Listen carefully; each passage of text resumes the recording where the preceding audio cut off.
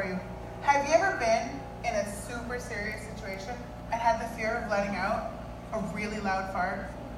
Well, when I was 17, I was on the stand at my own bail hearing for seriously hurting another girl.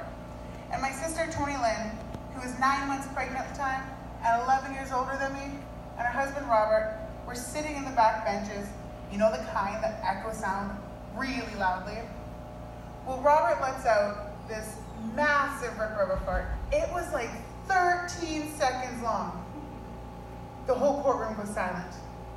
Everybody turns to look, and without skipping a beat, my sister stands up, rubs her big pregnant belly, and says, well, at this point, you really can't control it anymore. You see, Tony Lynn had this way of bringing light and laughter into any situation she was in. But just like me, growing up, she struggled with a lot of trauma and abuse. I remember when I was 7 years old, coming home after school with my brother. My sister was supposed to be watching us, but she locked herself in the back room with a friend. Being the nosy little kids that we were, we snuck up and peeked through the gap in the door. I didn't understand what was happening, but I saw my sister sticking a needle in her arm. Throughout Tony Lynn's teenage years, she struggled with this cycle of addictions and abuse, being in and out of jail for prostitution, and because of this, she lost her first 3 children. But when she met her husband and she had her 4th child, she got involved in our local church and really started to make positive changes in her life, to be the best mom that she could be, to be the best wife she could be. But you see, while Tony Lynn was doing so well in her life, had everything figured out, I was so eager to feed my own addiction that I sold crack cocaine to my sister, and I started her back on that path of self-destruction. A year later, I was woken up at 7:50 in the morning by my phone ringing. It was my mom's boyfriend. He said, something happened to your sister. The next 2 words were words I never expected to hear. She's dead. I froze. I didn't know how to react. He said her heart stopped 7 times in half an hour, and they pronounced her dead at the hospital 20 minutes ago. I could hear my mom bawling in the background. It was the kind of pain I had never heard in anyone's voice. My sister died from a crystal meth overdose.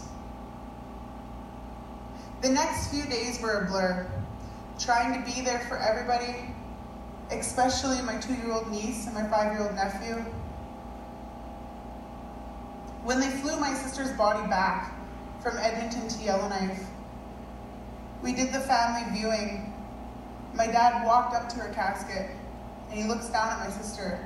He said, that's not my baby. That's not my baby. Later on that day, me and my mom went back to the funeral home to get my sister dressed in our granny's dress. The funeral director told me that we could also do her hair and makeup. We had girls' nights all the time together when we were growing up, so I knew this was something I had to do for her one last time. That evening, when my family went back to the funeral home for the wake, my dad walked up to my sister's casket one more time. He looked down at her. He said, that's my baby.